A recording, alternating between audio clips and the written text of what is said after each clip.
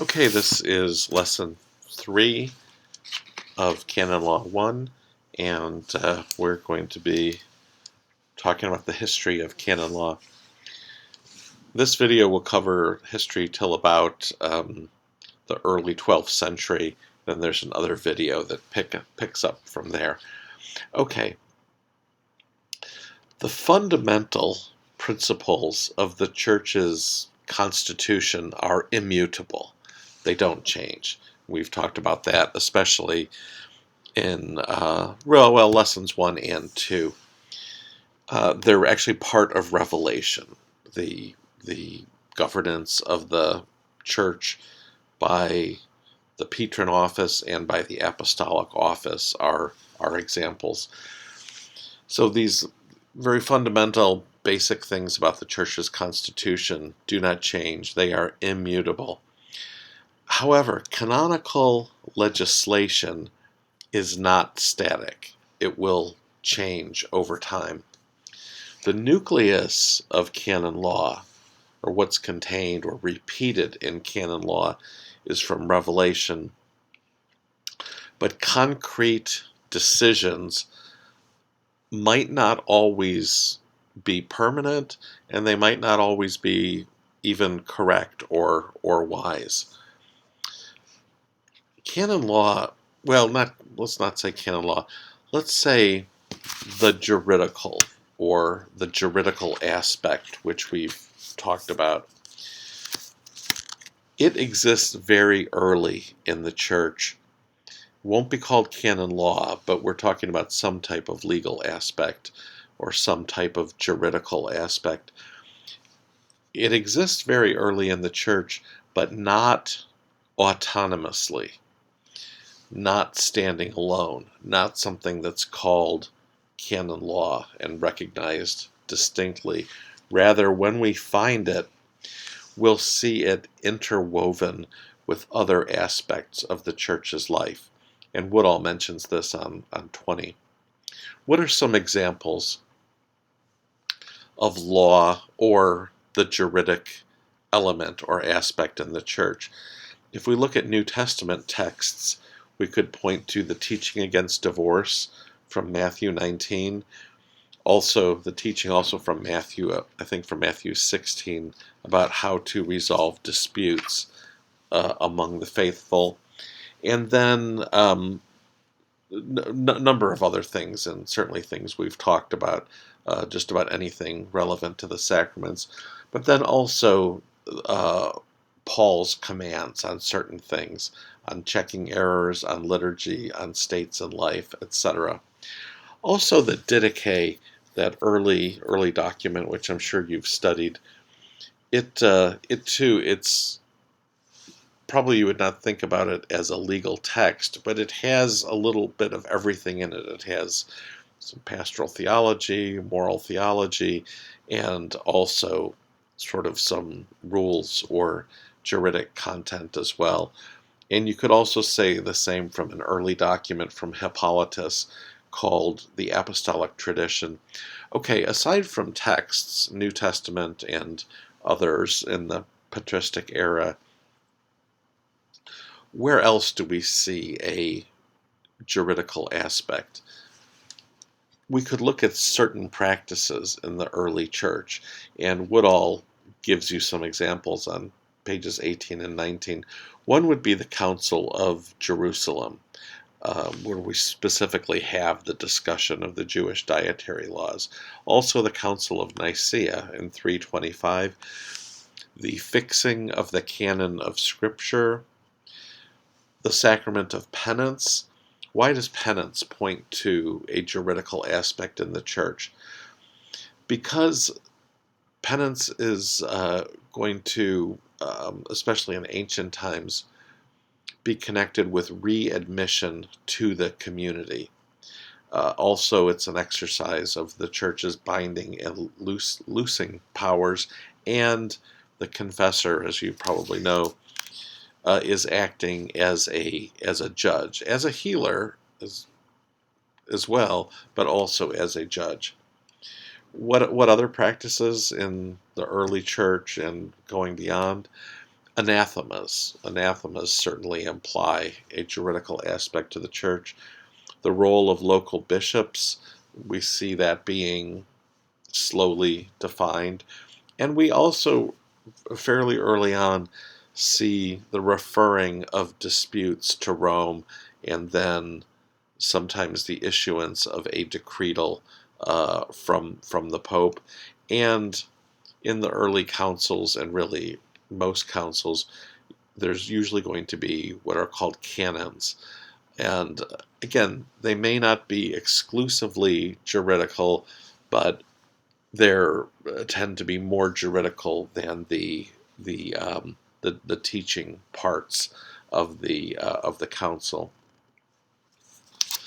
A big part of the study of the history of canon law is the study of collections, and these are going to be collections of juridic documents. Primarily, the collections are going to contain, and we're going to go through some of the collections, or just briefly describe a few of the better known ones. But they essentially usually have two types of documents. The early ones, especially at the beginning, would have the canons of councils, but then also these collections, likely, especially later on, would have the decretals of popes, the decretal letters or epistles of popes. Again, things specifically that had juridic content.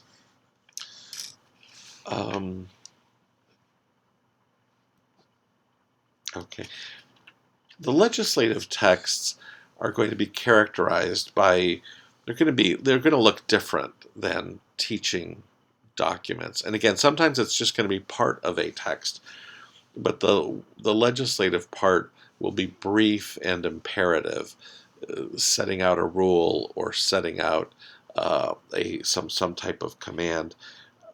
But again, it may not be, even the canons of councils, they may not be purely legislative. They may have some teaching in there as well.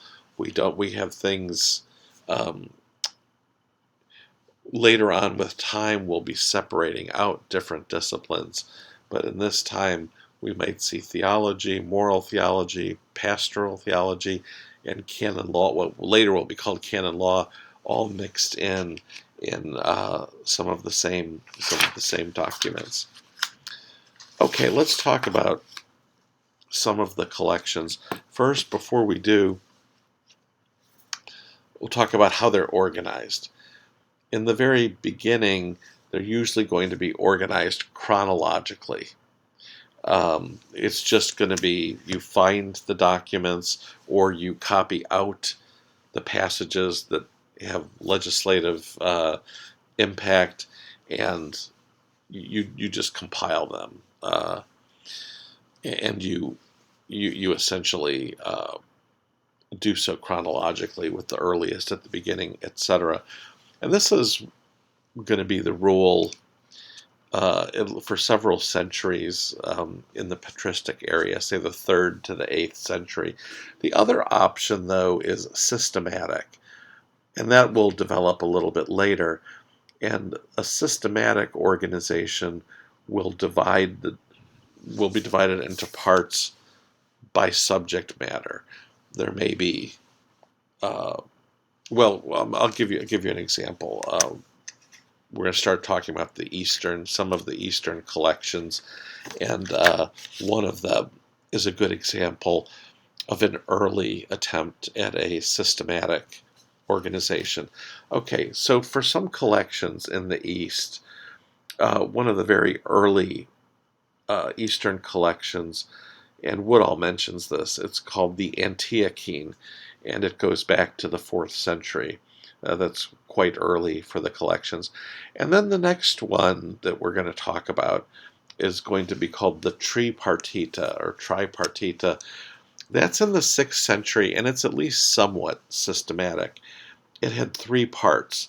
Number 1 was about clergy, bishops, and religious. So you would have the authorities that spoke to those issues gathered together. Number 2 was on offices and church matters.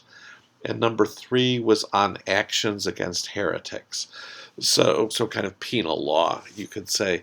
So you've got 3 parts there, and you'd have legislative documents or parts of documents that fell within those different um, subject matters gathered together there. That's what systematic essentially means. Okay, and then the nomo canons. We've discussed already. Nomo is Greek for law, and canon came to be used. Canon essentially means, like Thomas says, a rule or measure. It's kind of a measurement, uh, not a unit really, but like a measurement device. Well, nomos usually is going to be referring to secular law, and canons are going to refer to ecclesiastical law. So the Nomo Canons was a collection that had both. It had both. It's an Eastern canon, an Eastern collection of both civil laws and canonical laws. It too was systematic. Now we're getting a little bit later, the 11th century, so systematic organization is going to become more common as we go on. Okay, let's talk about the West. In the West, an important era is the era of Pope Gelasius I.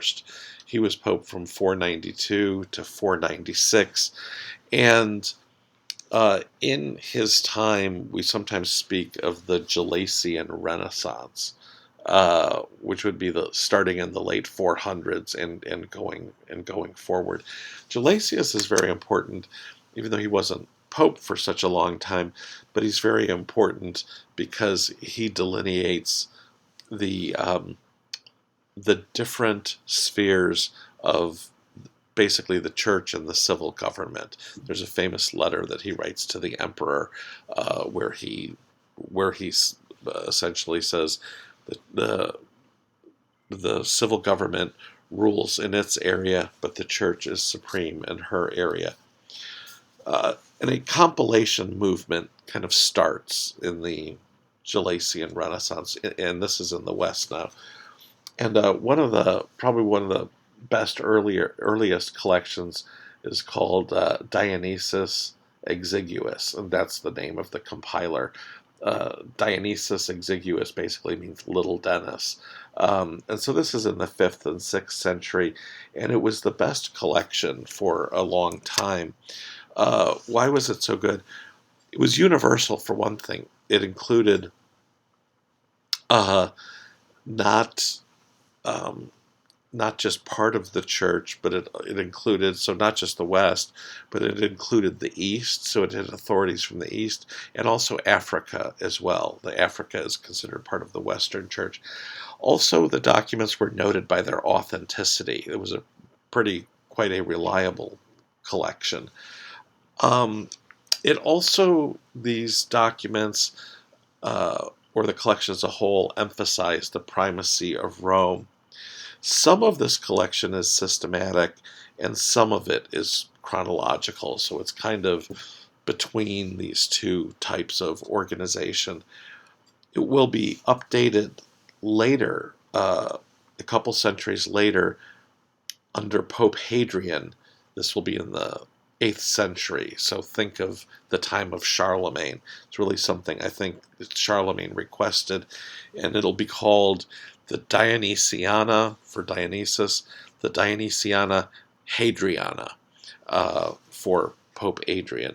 It will kind of acquire a new collection. Another famous collection is Hispana. Hispana, it's hard to date it because it had several different versions. But it started out as simply being about the councils in Spain, especially the councils of Toledo. But it later was expanded several times. Originally it was chronological, but later on, in say the 7th century, it became more systematic as a new version. would be compiled. And sometimes you'll see some disagreement over whether it should be considered chronological or systematic. It sometimes is called the Isidoriana because it's attributed to Saint Isidore of Seville. However, almost really all authorities now say that this was, although it was attributed to him or believed to have originated from Saint Isidore, that was actually a mistake or was incorrect. It did not. He was not really the compiler.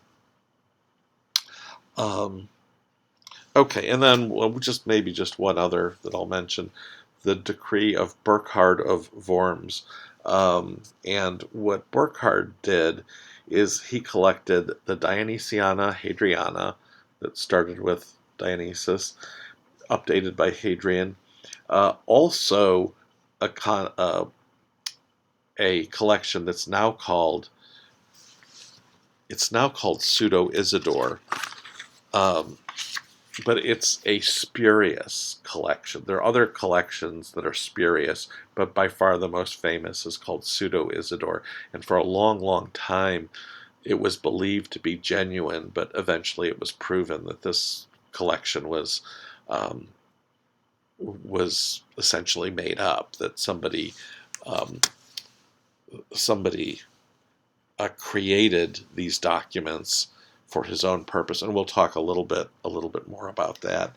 Also, Burckhardt's collection had two 9th century collections that it included, and also material from the Irish penitentials. The Irish penitentials were essentially manuals for confessors that talked about different sins and the proper penance for them. They're considered important for both the history of moral theology and canon law. Burckhardt's collection emphasizes the role of bishops, and it downplays the power of lay leaders, secular princes. It seems like Burckhardt's view was that the church was too beholden to lay leaders, and so he's emphasizing, and his collection is going to emphasize documents that stake out a more independent stance of the church from the civil authority. What should you know about the collections? You should know the types of things that are in them, the canons of councils and decretals of popes. You should know the difference between chronological and systematic organization. You don't really need to know the names of specific collections, except maybe for extra credit. If you wanted to pick a couple to know, Dionysius Exiguus is an important one, and also this famous spurious collection, or you could call it a fraudulent collection, Pseudo Isidore. Pseudo Isidore is very, very interesting. Called Pseudo Isidore because it, like Hispana, was attributed to Isidore of Seville. The whole point of the compiler of Pseudo Isidore, or really the creator, he purported to compile documents, but he was actually creating documents sort of out of whole cloth. And his aim, why would you do this? He was trying to ensure the church's independence and, for example, avoid having the clergy serve in the military. So he was compiling documents with a purpose, essentially to protect the church from secular leaders. Why is this important? After Charlemagne reigns around the year as the first Holy Roman Emperor, around the year 800. He's crowned in 800 and lives for 14 more years. Before that, he had been king of the Franks, and he remained king of the Franks. So he was king of the Franks for about 40, 45 years, but then Holy Roman Emperor at the end of that period, the last 14 years. And then when he died, the tradition among the Franks was to divide the property among the sons, and he had several sons. So you don't have a single ruler. Unfortunately, it's probably not the best succession tradition. One other very good Holy Roman Emperor would be Otto the Great, and he was about a century or century and a half later. He was king of the eastern part of the Frankish Empire from about 936 to 973, and again his last 11 years he was Holy Roman Emperor from 962 to 973. So he's often considered the best Holy Roman Emperor, one of the best after Charlemagne. Let's see. Okay, so several problems arise from basically the fractured political system that follows Charlemagne and Otto. And so the author of Pseudo-Isidore, he's attempting to liberate the church from the secular power, to claim the rights of the Pope in central Italy, the famous papal state or papal states, and also to assert papal power over the emperor. This is sort of the idea behind creating the Pseudo-Isidore collection. The collection arises in France in the middle of the 9th century, so around 850, you could say, so kind of between Charlemagne and Otto the Great. And this, for many years, Pseudo-Isidore, or would have just been called Isidore at the time, was considered genuine, but doubts began to arise. Excuse me. And scholars noticed that there were some anomalies in Pseudo-Isidore, though the compiler was clearly a very educated, adept person in his own way. These I'm sorry. These problems with Pseudo-Isidore were raised during the Protestant Reformation as a critique of Catholicism, and around that time, or even earlier, it eventually became acknowledged that this was a spurious collection or fraudulent collection. These were not genuine papal documents that were contained in Pseudo-Isidore. Or I think what he would do is he would have documents that were genuine, but then he would insert another document, usually a document that was known to exist. Say we knew that Pope Adrian published some document or promulgated some document around, I don't know, whatever year it would have been, 802, but that document had been lost. Pseudo-Isidore, what he would do is he would compile genuine documents, but then he would essentially compile a, quote, found copy of this document from 802 that had been lost. So the documents he created, he knew they'd been referenced before, but all of the copies had been lost or destroyed or something, and so it looked like something that should be there. So he was don't get into a poker game with Pseudo-Isidore if you ever have a chance. Although the aim of Pseudo-Isidore was to kind of support the Pope or the hierarchy, it does not appear that the Pope or the hierarchy were involved or were behind the spurious decretals or collections, that they put anyone up to this as a way to maximize their power. So that's that's certainly good news in sort of an embarrassing type of uh, type of episode. Okay, really one more thing to talk about um, in this first half of the history lecture, and that's the investiture controversy. This happens a little bit later. This is in the 12th century, early 12th century, about 1122. The investiture controversy, and the two great players here are Pope Gregory the Seventh. Some people consider Gregory the greatest pope we've ever had, and then his adversary in this controversy was the Holy Roman Emperor Henry the Fourth. So the investiture controversy essentially was about the choice of bishops, and the essentially the popes had kind of lost control, or at least definitely lost full control over the appointment of bishops. So you would have secular princes who had a right to appoint a bishop in their area or for some certain area that they ruled.